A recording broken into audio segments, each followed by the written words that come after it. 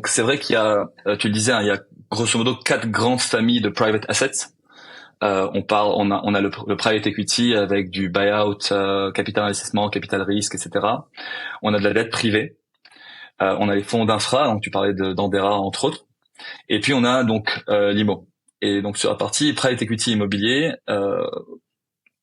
on entend souvent en France quelques sociétés de gestion qui disent oui, on fait du private equity IMO, donc on investit sur des opérations un peu marchand de biens, etc. Bon, nous on a pris le choix de sélectionner en fait les fonds qui ne sont pas accessibles sur le marché français, qui sont généralement réservés vraiment à une élite, et les rendre accessibles puisque on est sur un niveau, hein, je l'ai découvert au fur et à mesure des rendez-vous que j'ai fait avec les gérants, j'ai rarement été aussi impressionné par le niveau de professionnalisme.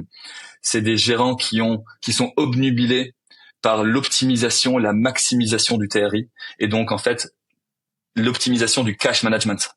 Entre le moment où ils reçoivent l'argent et ils l'investissent, généralement en fait ils ont déjà investi avant de recevoir l'argent, pour pouvoir être systématiquement dans cette optique de maximisation. Parce que nous, on va donner accès à ces fonds-là à partir de, admettons, 100 000 euros.